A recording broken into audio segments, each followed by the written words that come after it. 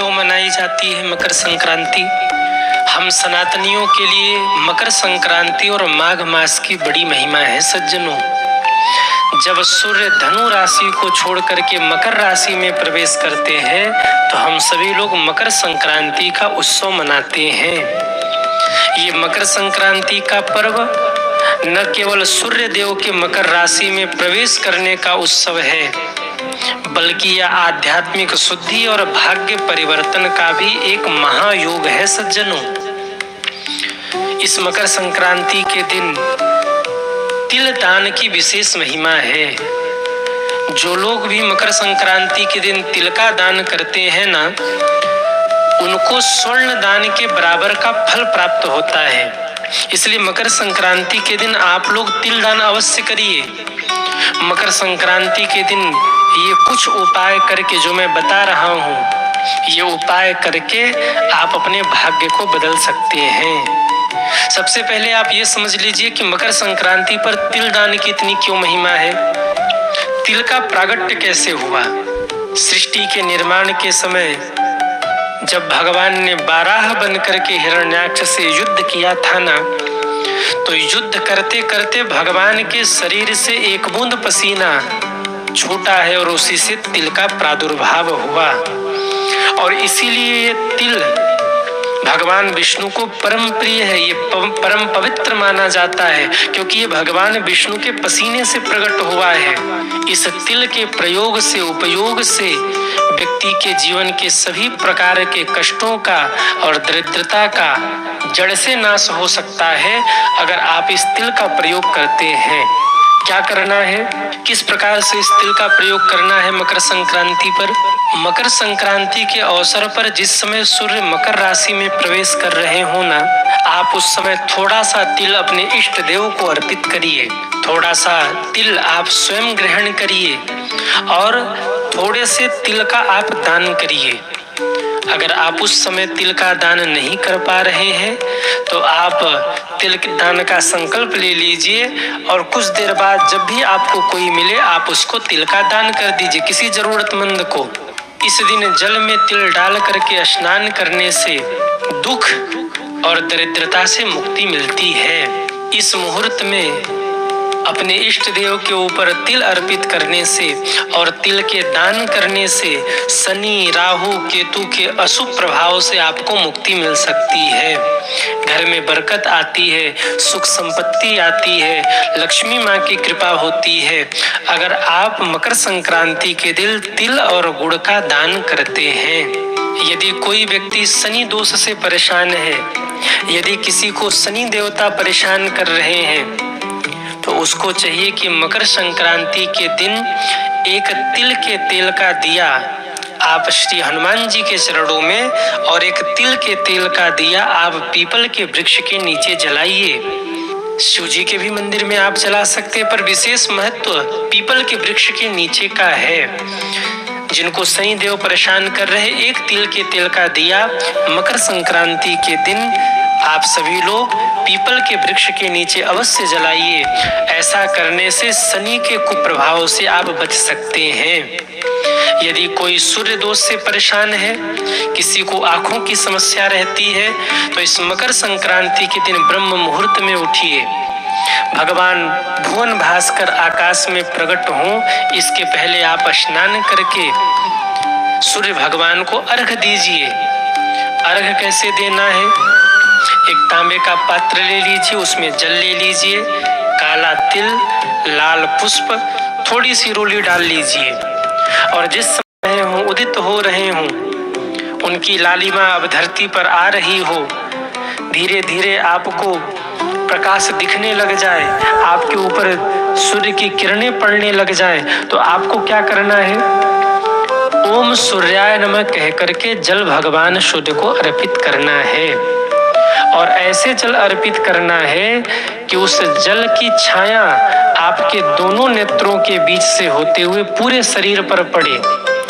अगर आप ऐसा करते हैं तो एक तो सूर्य दोष से मुक्ति मिलती है, नेत्र रोग में आपको लाभ मिलता है और तीसरे शरीर निरोगी बनती है, रोग दूर होते हैं। जो लोग भी पितृदोष से परेशान हैं, उनको चाहिए कि मकर संक्रांति के दिन आप सभी लोग पितरों को तर्पण करिए। तिल, जल और दूध लेकर हाथ में आप अपने पितरों का नाम लेकर स्नान करके उनके लिए तर्पण करिए। या जिस भी नदी में आप स्नान कर रहे हैं, यदि किसी नदी में आप स्नान कर रहे हैं तो नदी में ही खड़े होकर के अपने पितरों के निमित्त आप तर्पण करिए। इस मकर संक्रांति के दिन उनसे प्रार्थना करिए कि हे पितृ देवता, आप हमारे और हमारे परिवार के ऊपर प्रसन्न होइए, हमारे सारे दुर्गुणों को क्षमा करके, अवगुणों को क्षमा करके हमारे ऊपर प्रसन्न होकर हम पर कृपा दृष्टि करिए। पितृ देवता की कृपा आप इस दिन प्राप्त कर सकते हैं। जो लोग भी लक्ष्मी माता की कृपा प्राप्त करना चाहते हैं, वो इस मकर संक्रांति पर एक कार्य अवश्य करिए। क्या करना है? काला तिल, गुड़ और गर्म कपड़े, कम्बल हो, स्वेटर हो, इन वस्तुओं का दान आप जरूरतमंदों के लिए करिए। ऐसे लोगों के लिए करिए जिनको उसकी आवश्यकता हो। अगर आप दान करते हैं इस दिन काले तिल का, गुड़ का और गर्म कपड़ों का, कम्बल आदि का, तो माता लक्ष्मी की कृपा आपके ऊपर निश्चित ही होगी। बहुत से लोग ऐसे होते हैं जो इस ठंड में ठिठुर रहे होते हैं। भगवान ने अगर आपको सामर्थ्य दिया हो तो मकर संक्रांति के दिन आप ऐसे लोगों को कम्बल दान करिए। जब आप उन्हें कम्बल दान करते हैं तो माता लक्ष्मी प्रसन्न होती हैं और आपके आर्थिक स्थिति में सुधार होता है। अब प्रश्न ये है कि मकर संक्रांति मनाते क्यों हैं? ध्यान से सुनिएगा। ऐसी मान्यता है कि इस दिन भगवान सूर्य मकर राशि में प्रवेश करते हैं। अपने पुत्र शनि से मिलने के लिए भगवान सूर्य जाते हैं। सूर्य के पुत्र है शनि, उनसे मिलने के लिए भगवान जाते हैं। इसलिए उत्सव, ये पर्व देवताओं के द्वारा मनाया जाता है और हम सब उसका उत्सव मनाते हैं। इस दिन उत्तरायण काल का आरंभ होता है, दक्षिणायन विश्राम होता है और उत्तरायण काल यानी देवताओं का दिन, देवताओं के दिन का आरंभ होता है। इसलिए उत्सव मनाया जाता है। पितामह भीष्म ने उत्तरायण काल में ही अपने शरीर का त्याग कर किया था और वो भगवान के धाम गए थे। कहा जाता है कि इसी दिन गंगा नदी का अवतरण इस धरती पर हुआ था जगत कल्याण के लिए। मकर संक्रांति के दिन गंगा सागर में बड़ी भीड़ होती है। लाखों लाखों भक्त जाकर के गंगा स्नान करते हैं और महाराज गंगा सागर में कपिल भगवान का दर्शन करते हैं, गंगा सागर को प्रणाम करते हैं।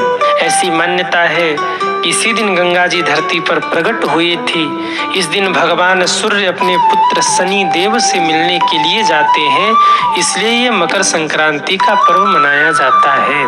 खिचड़ी क्यों खाते हैं मकर संक्रांति पर? देखिए, खिचड़ी में अनेक गुण है। खिचड़ी ऊर्जा को बढ़ाता है, खिचड़ी का भोजन सुपाच्य होता है। ठंडी के दिनों में क्या है कि जठराग्नि थोड़ी कमजोर हो जाती है, जब बहुत ठंडी हो तो ऐसे समय में जब हम संक्रांति के दिन खिचड़ी खाते हैं ना, तो शरीर की ऊर्जा भी बढ़ती है, वो सुपाच्य भी होता है। इसलिए खिचड़ी खाने की महिमा है, दान करने की महिमा है। आध्यात्मिक कारण भी इसके अनेक हैं सज्जनों। पर एक बात तो आप मानिएगा कि हमारे सनातन धर्म जैसा वैज्ञानिक धर्म कोई और नहीं है।